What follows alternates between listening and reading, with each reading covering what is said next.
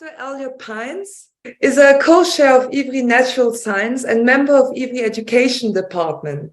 Dr. Elliot Pines is an experienced senior scientist, engineer, and dedicated teacher, passionate about exploring the root cause and unity of nature, committed to guiding students towards discovering their unique contribution in creating greater symphonies and life as adventure. Dr. Elliot Pines holds a bachelor degree in physics and a master's in engineers and PhD degrees in electrical engineering, as well as a credential in career technical education. His career spanned some 30 years in senior scientist engineer roles in industry and about 3 years in the classroom, entering through the NCORP STEAM Teachers Program. Please welcome all the presentation of Dr. Elliot Pines. Welcome to a heretical conspiracy on behalf of the present and, more importantly, future welfare of our students. Per the truism that politics makes strange bedfellows, so our two chief conspirators are quite the odd couple, common sense at its most obvious and deep understanding at its most subtle.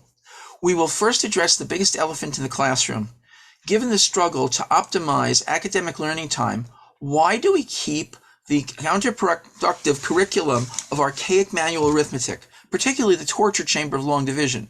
Next, we will enter the idea of model versus reality, and maybe a basic understanding of this would kindle something new in our students. On the subject of mathematical reality, we will separate out the hidden Greek mythology from geometry, and while we are at it, largely at least, do away with the straight edge, compass, and protractor. We'll then look deeply into the circle. Does it really exist? While we are at it, how is it that quantity exists? Yet, there are physical circles. Why? In the answer, we will discover that the social definition of circle may, in a very real sense, be closer to reality than the ideal geometric one.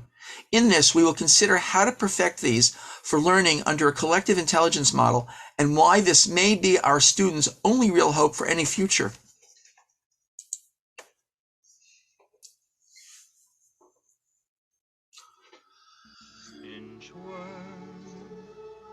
Inchworm, measuring the marigolds, you and your arithmetic, you'll probably go far.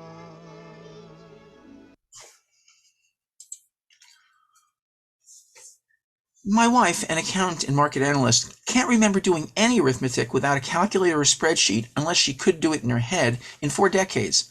Other than helping children with homework, I recall doing manual arithmetic only once during my 3 decades working in engineering, specifically back in the late 1980s. Some technical mishaps left me late for a meeting with no recourse in order to prepare rush slides. My department manager stopped me a few moments after the first such slide went up.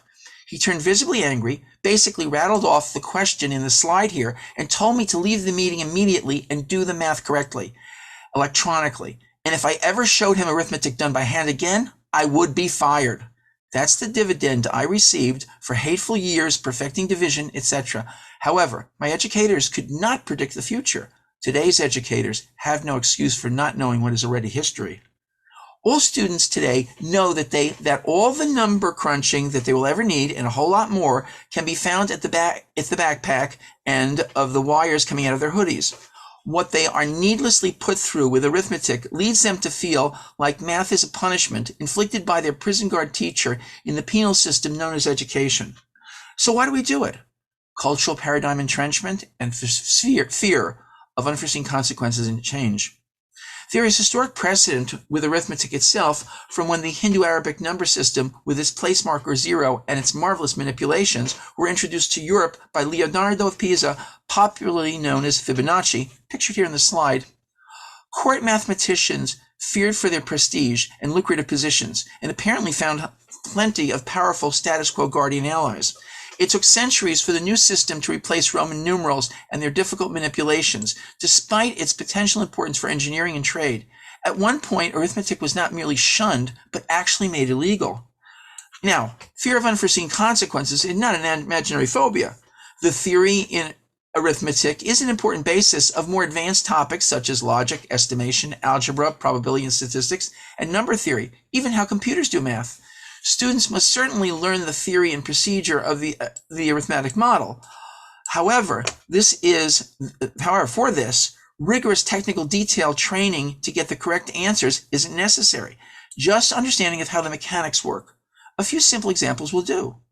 Enough arithmetic prowess to do what we presently do in our heads remains useful when it's not worth taking out a calculator. However, whipping out a smartphone or even a small calculator is a lot easier in a market than whipping out pencil and paper and getting a surface to work on. We'll now consider geometry, but our discussion will be different. The stakes are much higher, as we'll see, and the full understanding by necessity must be much deeper. We will start slowly, observing some things about lines and circles as covered in a typical geometry unit in even upper division elementary school. This will lead to a lightning fast, but hopefully comprehensible and eye-opening tour of the most modern model of our physical reality. From there, we will press on to the crucially practical.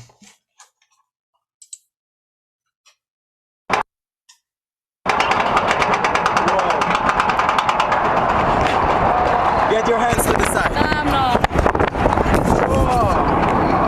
Go, go, go. Whoa.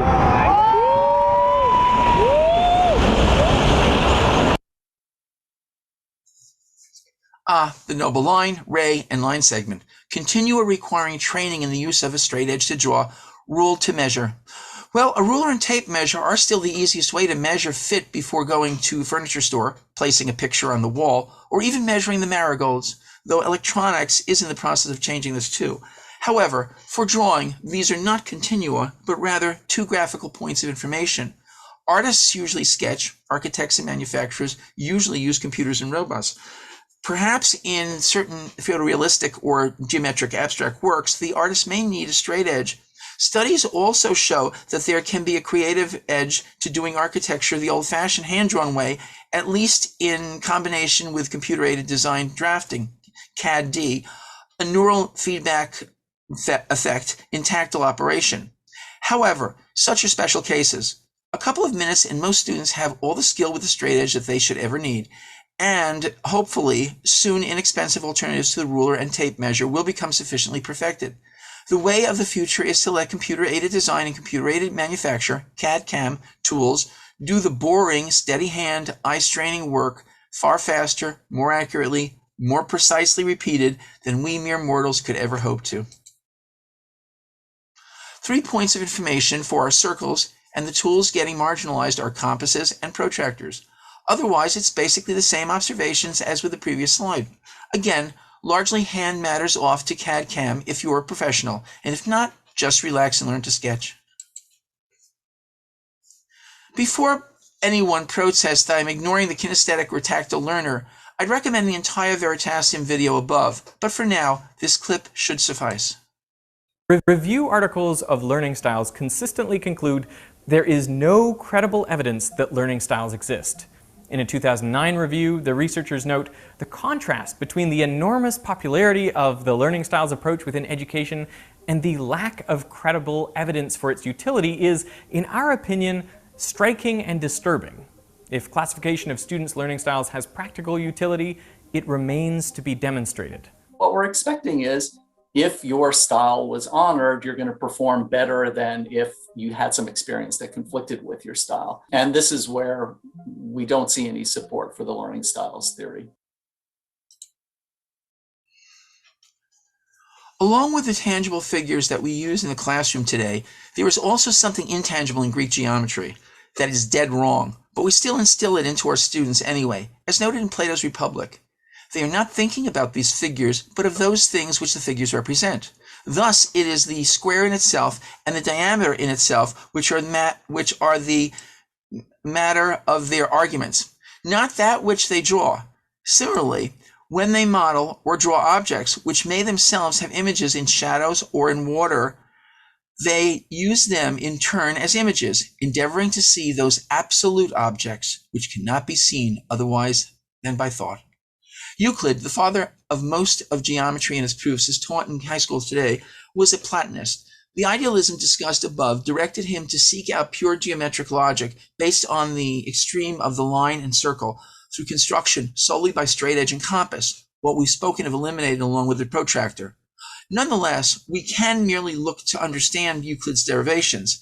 If there are conceptual problems, let just the teacher do the given construction for the students so they can see it. Yes, maybe like architects, teachers should learn the old ways too. It took painstaking and traumatic upheaval in mathematics from the 1840s to over a century thereafter, and physics from the dawn of the 20th century up until this very day, to finally realize that Greek mathematicians saw nothing real in their thoughts. Rather, these were after images whispered to their brains as simplified models from their visual cortex. Are we being unfair to blame these ancients for lacking knowledge only available through modern technological means? We don't blame them for that. Rather, we blame them for an arrogant blindness that delayed our even properly thinking about matters for 2 millennia.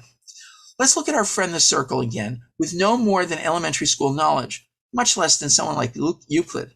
Let's see how far they could have gone to at least question, and then we'll take our roller coaster ride into high gear.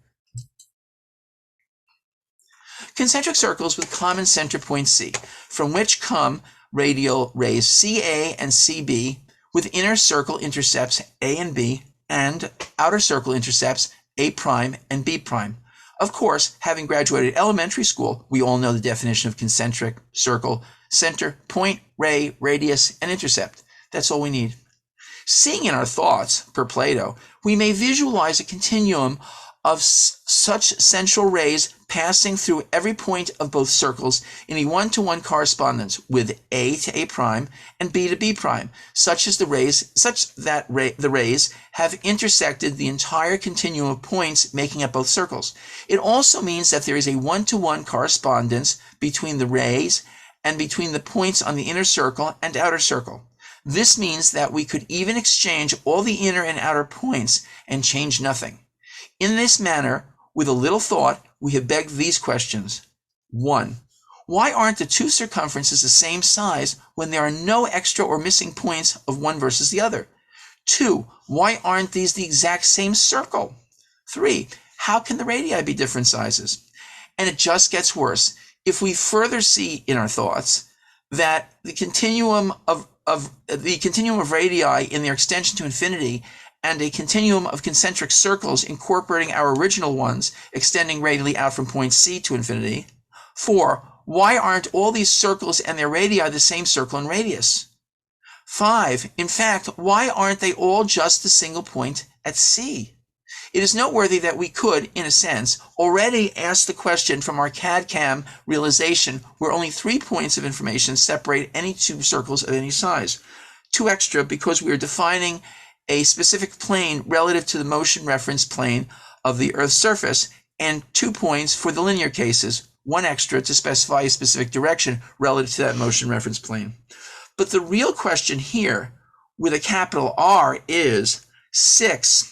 Why isn't our universe just a single point? In fact, specifically, the singularity it seems to have projected back to ever since space-time escaped the quantum limit at the Big Bang.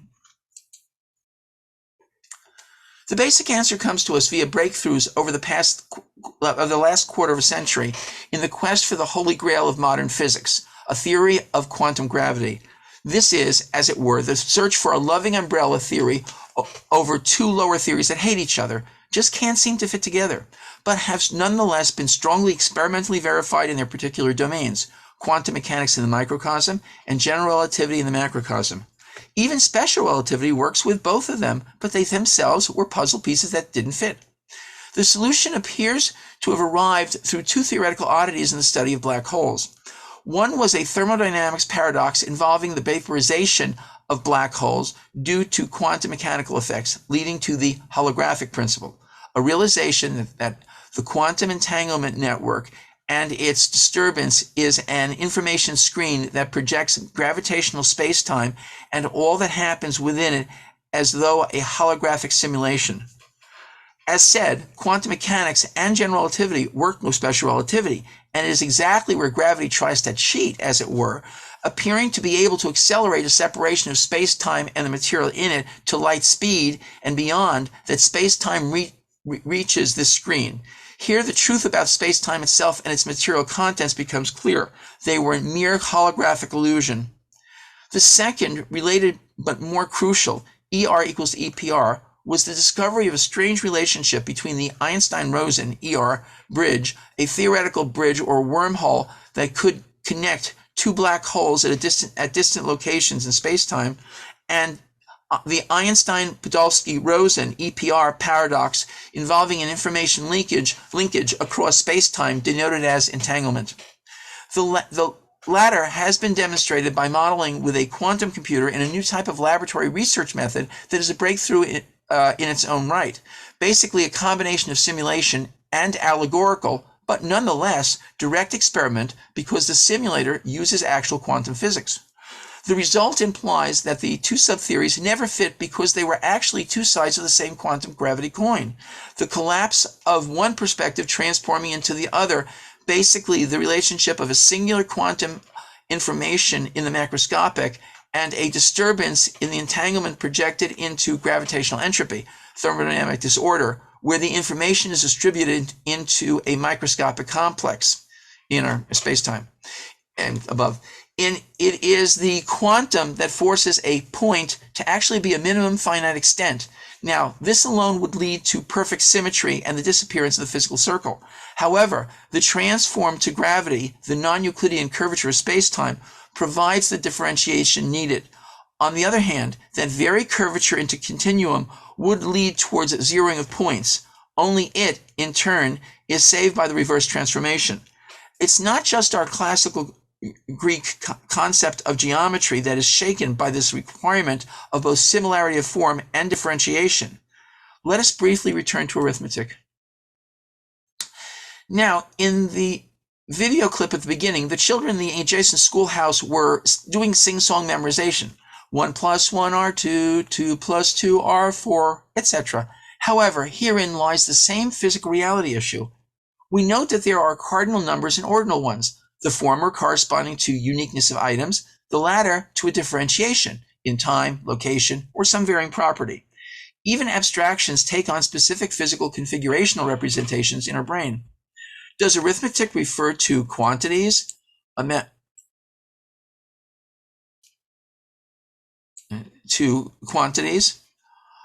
of identical items, pennies, candles, pounds of flour, etc.? Not really. It is rather, as per cardinality and ordinality, enumerates objects that are different at least at the quantum level. What we sense is at a vastly vaguer, coarse graining that can lose the huge fine-grained differences in statistical cancellation. Quantity cannot exceed 2 to the power of the average uniqueness measured in bits. Although this is not a practical limitation until approaching small molecular scale to atomic scale, this may well be the level at which the basic building blocks of consciousness, mind, may well reside, as we'll discuss in the next slide. For a deeply related reason, there are just so many separate pieces of information that we can put into a neural network, like those used for deep learning of artificial intelligence, and like the one holistically constituting our brain. In a deep sense, existence in our world requires a type of more abstract circle of diversity about a common center. There is a final crescendo to all this development concerning something crucial to add, not just to math, but to all education. First, though, let us turn to one fascinating problem solved with quantum mechanics, but that was first somewhat solved in an innovative classical manner some years before the discovery of quantum mechanics. In this case, the classical solution may hint at something of an even deeper reality. We have before us the Gibbs paradox. Classical thermodynamics predicts, as experiment bears out, that in opening the valve between two gases of the slightest difference, the interdiffusion leads to introducing entropy and work can be extracted, say to briefly power a light bulb. On the other hand, when the gases are absolutely identical, the interdiffusion provides no increase in entropy and no available work. How does nature know the difference, as macroscopic thermodynamic quantities are not supposed to be at all dependent on the microstructure of near ideal gases? Quantum mechanics eventually solved the paradox in terms of the exchange of indistinguishable particles implied by the identical gas case being a meaningless concept. However, something of a classical physics answer was offered in the interim, to redefine entropy in terms of perception instead of physics. In both cases, the heat energy is preserved. If we are unable to measure the differences between the two gases and use the difference to extract work, then for all intents and purposes, they are the same gas. However, this begs the question, could quantum mechanics itself merely be some form of perceptual technological issue? The holographic principle again takes the quantum mechanics of space-time and places it at its periphery. In the still more advanced amplitude-hadron theory, this two-dimensional sheet is wholly moved into an abstract mathematical higher dimensional polytope that is zero-dimensional in any concept of actual space-time. Donald Hoffman, Cognitive Sciences, University of California, Irvine, has put forward an evolutionary psychobiological theory, multimodal user interface, supported by years of study in human optical illusions, animal behavior, and genetic algorithm simulations. It proposes that a unifying hierarchy of conscious agency produces the world that we observe. In orchestrated objective reduction theory, which has garnered some impressive verification of hypotheses and evidence of other independent research, Roger Penrose and Stuart Hameroff claim hierarchy of conscious elements from the molecular level to the mind-brain based on the quantum mechanical collapse into the curvature of space-time. What both these theories share, and others unmentioned agree upon, is a hierarchy of consciousness, and that such lie in the quantum world to curve space-time transition. All right, we suffered more than elementary school students doing long division homework. So it's time to discuss the very practical development that all this scientific abstraction is meant to lead us to. Earlier, it was assumed that we all knew the definition of a circle. However, let's see the principal definition of the noun offered by Oxford Languages. A round plane figure whose boundary, the circumference, consists of points equidistant from a fixed point, the center. 2. A group of people with shared professions, interests, or acquaintances. Consider that a real circle appears to depend upon a dynamic balance, a homeostasis, as it were, of common non-zero similar form units, finite in number, but each with unique differentiation. Further, mind seems to play a middle line role here at the most fundamental level.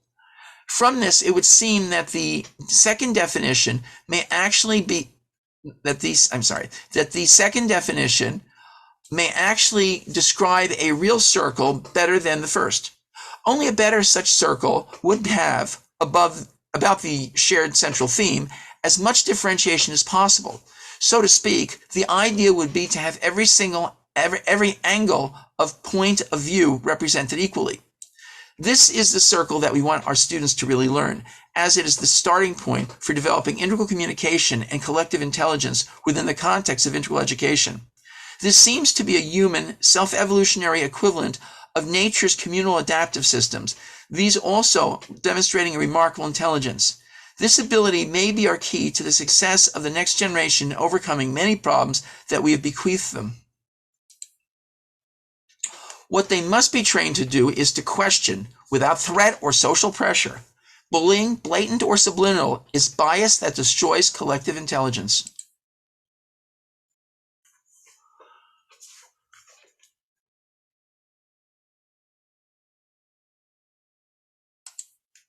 There's battle lines being drawn. Nobody's right if everybody's wrong.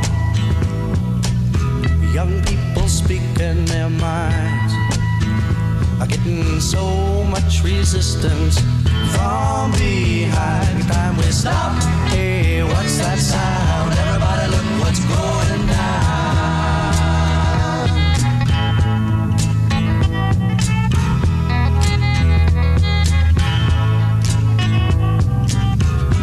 What a field day for the heat. 1,000 people in the street, singing songs and a carrying signs. Mostly say hooray for Things have gotten a lot worse since that song's release in 1966. Tragically, our world has become fractured into the short-sighted, single cause or mixed, even mutually contradictory causes of political strange bedfellows in temporary agreement about a common enemy. Such ideological partisanship, often with leader or oligarchy with conscious or subconscious personal advantage agenda, can lead to the most atrocious one-party crushing of valid alternative views that might combine to something higher and far better. In the end, beyond totalitarian enslavement, such can lead to the type of ruthless atrocities that we are all too aware of, and worse, those that are successfully hidden. In fact, we have seen the full-scale global catastrophes of the previous century. In this boiling sea of tribalism, indeed, what a field day for the heat. Truth is not the goal, but rather something to be twisted as needed for the cause or dispensed with totally if irredeemably inconvenient. Such turns collective intelligence into a fatal groupthink with the effect of nullifying, or worse, any real attempt to seek root cause of our full range of problems without mindless oversimplification and unified approaches to their solution, as well as innovations of truly stable and sustainable improvement. This has led to the danger of a far more serious, more corrupt form of paradigm entrenchment than in the past. It is not merely a matter of silent suffering during school years to obtain outdated skills, but one that endangers the critical independent thinking and unified group objective problem solving and innovative skills that will be vital to their future, to everyone's future. Unlike the global catastrophes of the 20th century, this would be one that humanity would not be able to recover from. Particularly at the ideological level, youth is sought for indoctrination because individually they lack sufficient knowledge and experience to protect themselves. Further, they are in a controlled environment at the mercy of a school culture enforced by academic power and indoctrinated peer pressure to the point of physical and cyberbullying. Curriculum, course sources, and the correct answers to homework and exam questions outside of the exact sciences, and even these can be encroached to an extent, are largely predetermined. It is crucial in this regard that student integral learning circles are protected, a bit like having a surrounding wall. They must have the freedom of thought and speech, and so the teacher must merely provide introduction and some direction. The students as an integral group must always be allowed to challenge the teacher's views, to demand evidence or sources, and challenge them. The integral group forms its own objective truth-seeking culture if set up correctly. It should know what is fair challenge versus merely childish disruption of the flow of useful information and direction by the teacher and the group learning process.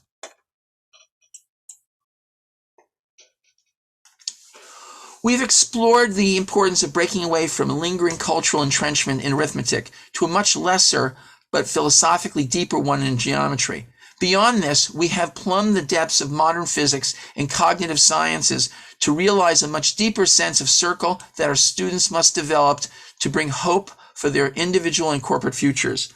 In this, beyond the problems of their future adult world, they face a more immediate danger, a particularly corrupt incoming ideological entrenchment that threatens to tie their hands behind their backs and blindfold them regarding the crucial totality of those future challenges. The time to act to establish an integral education system that can train them to freely explore, think, express themselves, and connect with others in objective unified action, whose structure and dynamic will simultaneously agree this training against corrupting outside bias, is now. Time is of the essence. Thank you. Thank you for that presentation. Jasmine, are you able to field some questions now? Please, Professor Elia. Thank you very much, Elliot, for this inspiring presentation. It's still not so clear for me how do you connect the quantum reality with the integral educational process. I mean, you are making a connection between so different kind of what we have in our reality. So please. Yes, that's an excellent point. But what I'm trying to get at is something that really fundamental here in nature, all the way down and coming up. There is this point that there are sort of two things in reality. One is, you might say, very fundamentally, a similarity of form and a difference in that similarity. It turns out, I mean, the lesson for quantum mechanics really is that you need both. Reality depends on both. Now, you work. I would highly recommend, and unfortunately it's not long enough to do such a thing. There was a really good book, somewhat controversial, a great book called, written in 1994 by Nobel Prize winner Murray Gell-Mann, called the Quark and the Jaguar. And he does something similar. He shows from fundamental principles, or where you see things in nature, repetition at different scales of order. In it forms sort of a pattern you see throughout nature of adaptive systems and such. And one thing that we see here is the nature that there has to be some unity, and at the same time respect for individuality. And this basic circle note, the reality of what a real circle in reality is, which is that it can't be absolutely identical points. If it wasn't for the curvature of space-time, there would be a single point. On the other hand, it would be the curvature alone would lead to an infinite. If there was no quantum mechanics, an infinity of points, and would become gibberish, would become non-existent. This sort of reflects into all our systems and such, what we have further up. In this case, the social circle, where we have on the one hand unity. People must work together. There's a common cause, a problem they're seeking or whatever. But for that not to fall into groupthink or be totally distorted, destroyed. Worse is by a biased one, which is not interested in the truth or not interested in the question, but rather has its own, short-sighted agenda. That this is really necessary to give these circles these independence, and especially it has to start at the student level. This sort of this collective intelligence, this unified being, which requires to differentiate a complete 360-degree circle, you might say, of perspectives, and yet a common cause in trying to seek out the truth, the center of what they're all getting at, is really the way to get it, the answers that we'll need into the future, very, very complex questions that we're facing. If not, we end up with the same political nonsense about, we're going to do, et cetera, et cetera. And we know all the problems, everything from global warming to material waste, running out of energy, that all the issues involved in the world, and none of them are being solved.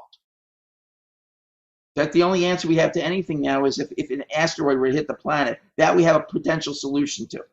But none of the other real problems that we're facing countless ones, and we can't even solve one of them, much less the entire integral system of them. We need to get a root cause, and the circle is the only way. And we see from this fundamental nature that for that to thrive and give existence, continue existence to humanity and the world in this case, we need the differentiation between the parties and the common cause in doing it and seeking the truth. Okay. Thank you very much. I believe that we will continue this discussion on our every seminars. Yeah. Thank you very much. Okay. Do we have any more questions?